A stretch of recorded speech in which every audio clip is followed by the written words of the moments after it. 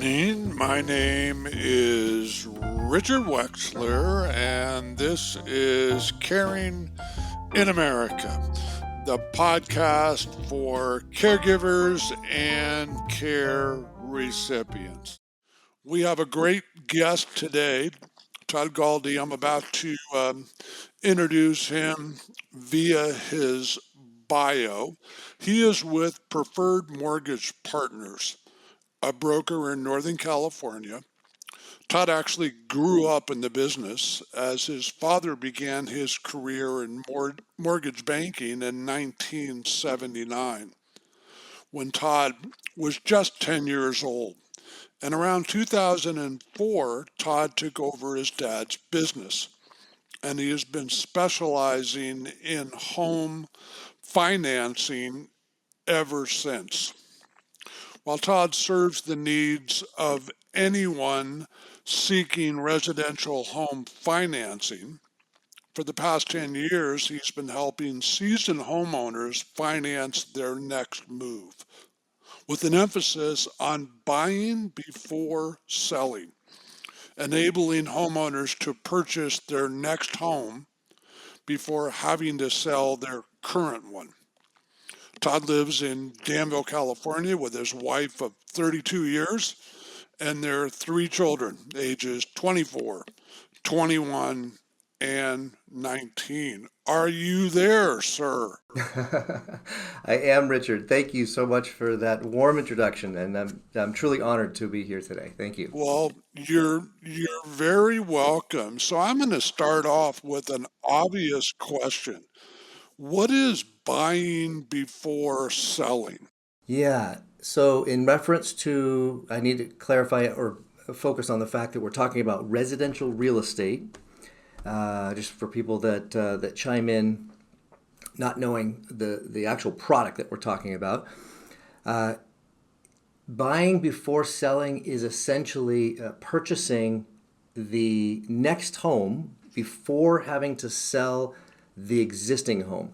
So this message, if you will, applies to existing homeowners and primarily people who have been in their home for many, many years, and the ability or the service of being able to purchase the next house. So this is in reference to people that are wanting to make the transition, want to move, right, ultimately, and the ability to do it before having to sell the departing residence. And I want to make one clarifying, it's really important, there's the buying before selling message is out there. If you can actually Google it, and there's dozens of companies that promote this. But the version that we're talking about is truly purchasing the next property before even listing the departing residence. And there's tremendous benefits, which I'm sure we'll get to today, of being able to do that. So buying before selling, as from my perspective and the services that we bring, is exactly what it sounds like, but it's literally purchasing the next property, the next home, before having to sell. That's really interesting. I've not really heard of that. Obviously, I've heard of people that can do that. I mean, I have a neighbor right across the street with a for sale sign in their yard, and the last time I talked to him, the conversation was they had to sell that home before they were able to purchase another home. So, as you say, this may be something that's fairly common in the business. I was not really aware that this took place a lot. But, you know, what are the traditional ways, let me back up. We talk about retirement, and we talk about this little tiny word called care that a lot of people like me can't spell, don't really understand. So what are the traditional ways that homeowners will downsize, or if they have to, buy into retirement communities? Yeah, so I've heard from agents that I work with that statistically, 80% of existing homeowners think they have to do this transaction or consummate this transaction the traditional way, which is what you alluded to. And the traditional way is selling first, right? So traditionally, it means obtaining the funds for the new purchase or the buy-in after officially selling the departing residence. So let's say you have a home that's worth, let's just use $1 million as a round figure, and you owe 100,000, for example. Let's say there's a mortgage of 100,000. So there's $900,000 of equity in this home. Over 80% of existing homeowners think that the only way to get those funds for their next purchase or their next transaction is to sell the property first, right? Relinquish control of it, and then they obtain those funds, and then they can purchase, the next house. So that's the traditional way of doing it, and the way that most people think they have to do it. Really interesting. Again, this is a concept that I really haven't thought about that much. I'm not sure if the listeners out there have as well. Why is buying before selling so unique, or rather, what makes it challenging? Yep. So this goes back to the second question, which is why do people think they have to do it the traditional way? And the reason is because in 2014, January 10th of 2014 to be exact, there was the government rolled out an 804-page document, a set of rules Wow. that lenders have to abide by in order to transact primary residence transactions, owner occupied, right? The home that you live in. And these rules require a certain qualifying of the borrower and the ability to repay, what we call ATR rules. And prior to this date, if you remember, the crash of 2008, 2009, Sure. right, when people were, literally able to breathe on a mirror and get a loan, and with no income verification, no down payment. I mean, the rules were just so lax, and of course that led to a worldwide collapse financially. So in 2014, so they spent several years, creating these rules, and then they rolled it out 10 years ago. And the primary focus of these rules were for primary residence owner-occupied transactions, and that you as a lender have to prove that the borrower has the ability to repay the mortgage. And what does that mean? So ATR is the acronym that we use. It basically means that if I have a loan that has a $3,500 a month payment, I have to prove that the borrower has $7,000 a month of income or $7,500 a month of income in order for them to quote unquote qualify for the payment. Okay. Now, let's fast forward to your question. Right? Why is buying before selling so unique? If I were going back to the scenario that I shared where I own a $1 million property, I have a $100,000 loan, and I used to be, gainfully employed with a large tech firm, making a good, strong salary. But 5, 6, 7 years ago, my wife and I decided to retire, and so, we retired, right? And now we live modestly on Social Security, some pension, and then I've got a 401k or a retirement account, right? Now I have $900,000 of equity. I'm sitting pretty. I've got great credit, and I've even got, let's say, a million in the bank, right, in a retirement account.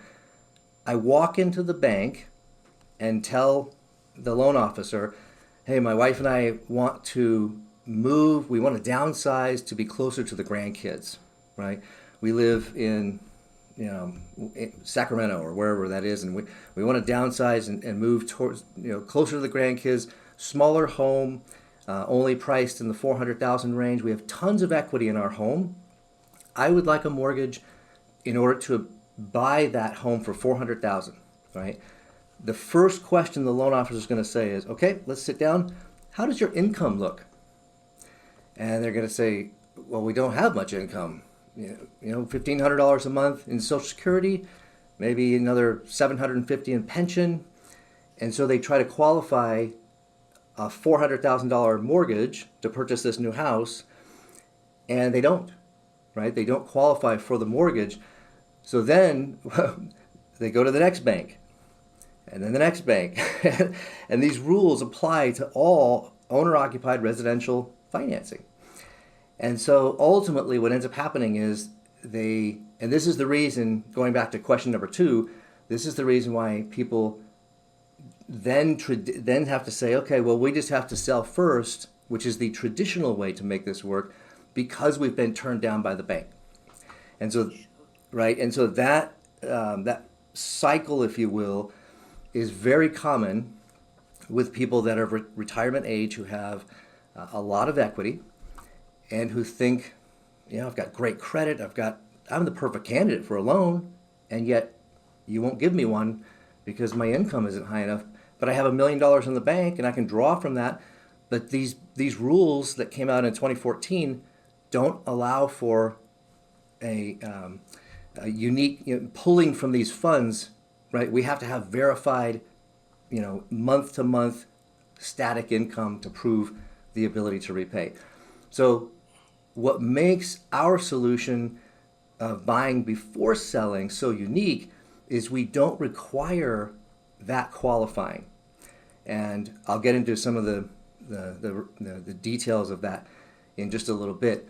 But that's what makes this so unique. That's what makes our my buying before selling solution is you don't have to qualify for a $400,000 loan when you've got the equity, right? Our solution is driven by the equity.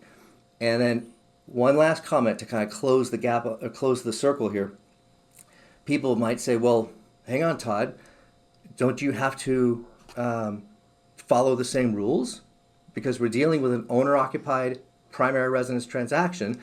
Don't you have to prove that they have the ability to repay, or the ATR? I say yes.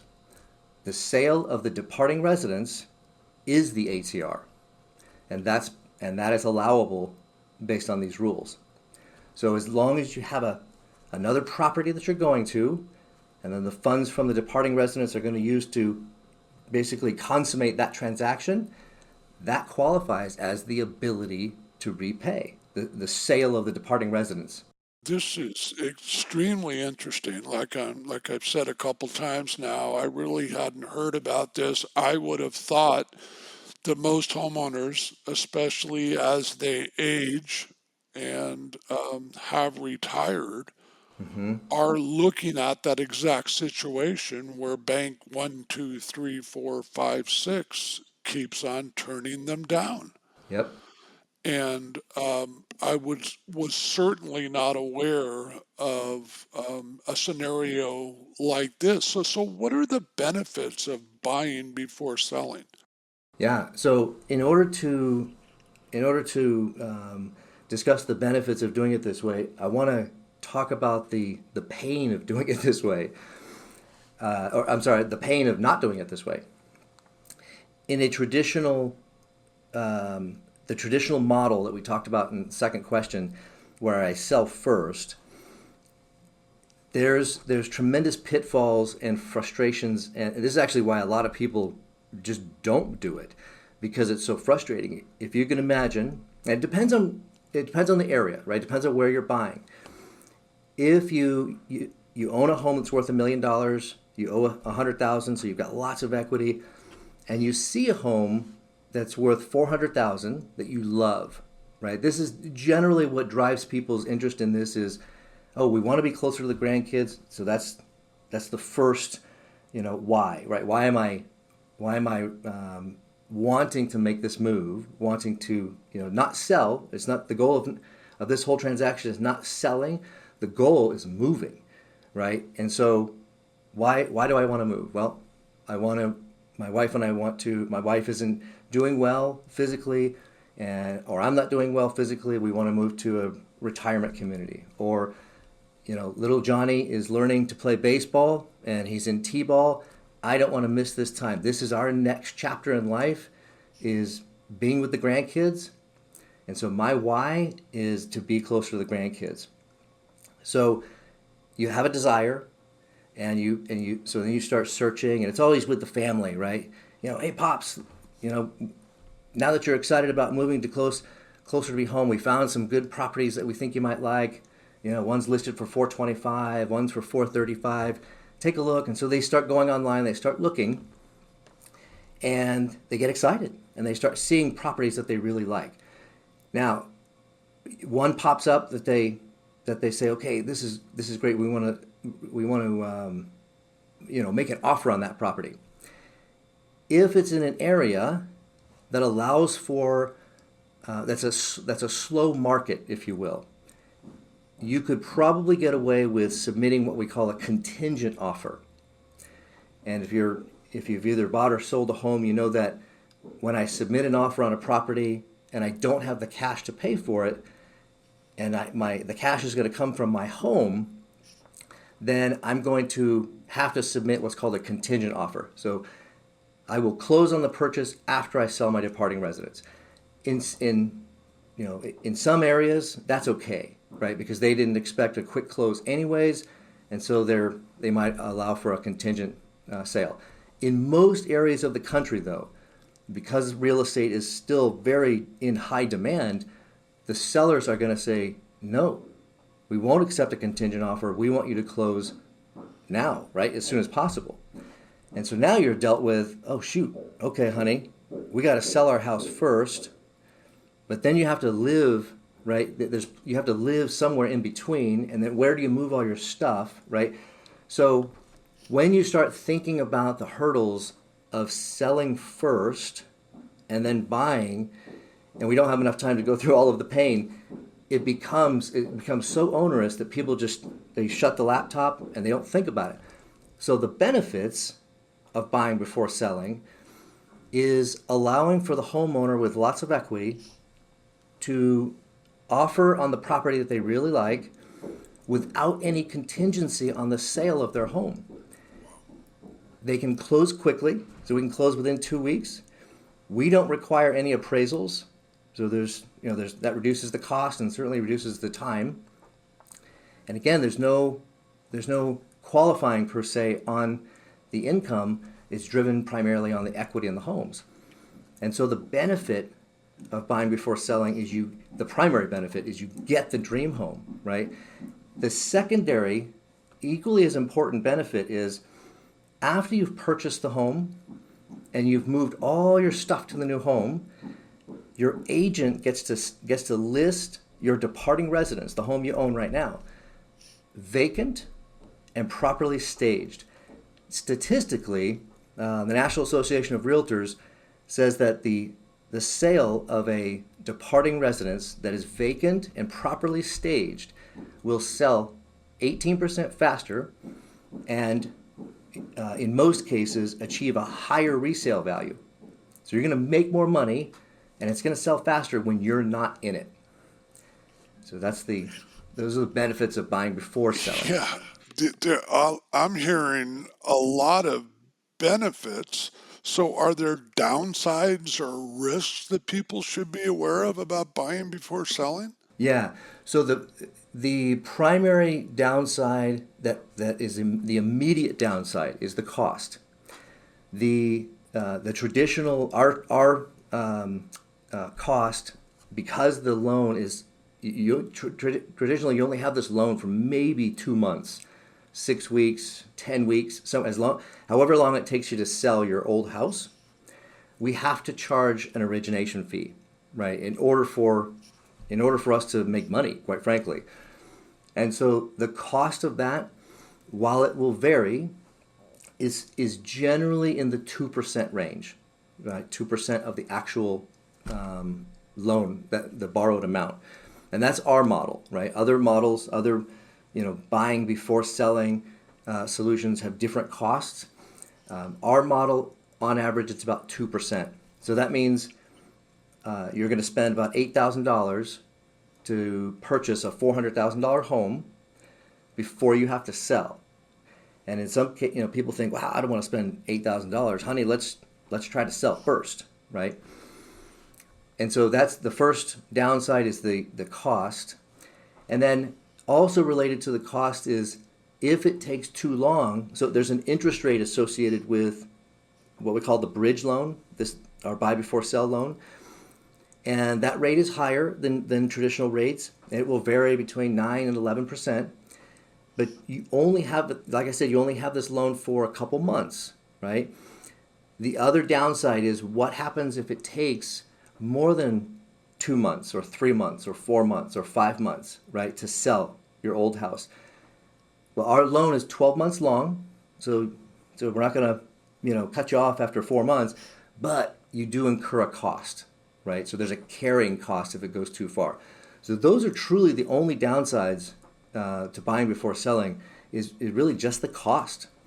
Now, one last comment with regards to that downside, though, and what I share with people is, as I mentioned in the benefit, when you sell a vacant and properly staged home, it's going to sell faster and for more money. Statistically, and this is in nearly every transaction that we've done, the resale value of the departing residence is higher than the actual cost of buying before selling. So they end up making more money, which covers the cost, and everybody wins. Folks, this is a lot of great information that Todd's giving you. Obviously, I would recommend having a thorough conversation with your spouse, with your partner, with your kids, whomever you talk to within your family. If you work outside with a financial advisor, planner, speaking with them as well. Todd, can you explain the financial structure of buying before selling? You bet. This is a great question. This is so we use a financial structure called cross collateralization, and what that is we, even though in the scenario that I've been using where the property is worth $1 million, they only owe $100,000, and the new property is $400,000. There's plenty of equity in the departing residence to just take the $400,000 out and then pay cash. But legally, we have to cross the new transaction, right? We have to tie it together in order for the ATR rules to be adhered to. And so that's called cross collateralization. And in many cases, we can still structurally put $400,000 against the departing residence, but there's still a lien on the new transaction. In some cases where there's not enough equity to just get it from the departing residence, then we will actually divide the loan into two liens. Let's say there was $200,000 against the departing residence and $200,000 against the new one. There's your $400,000 that ultimately allows for the purchase of the new property. So that's the way that structurally we can adhere to the ATR ability to repay rules. Wow, this is, again, it's been a very interesting 20 some odd minutes, folks. You've gotten a lot of information. Todd, I know you work in California. Do you also work in any other states outside of California? Yeah, great question. So legally, you have to be licensed in the state that you do the transaction. I personally am licensed in California, Florida, and Idaho. The investors that I work with are licensed in another 10 states, including Colorado, Arizona, Oregon, Washington, etc. So we can't necessarily do this in every state, but in most of the states that people are moving to and from, we're able to do this. And I would say, even if someone is listening to this and they live in a state that I may not have referenced, it's still worth a telephone call to see if there's another way to structure the transaction. Because there are other ways to obtain the financing of buying before selling without having to use the private equity solution that I've been talking about. So I always encourage people, give me a call. We can spend 5 minutes on the phone, and then at least you'll know what your options are. Fantastic information. And along those lines, if people do want to reach out, what do you want to give out? A phone number, email, website? What would you like to tell them? Yeah, I don't mind my phone number, which is 925-381-8190. People can also go to buybeforesell.com, and all of my contact info is there as well.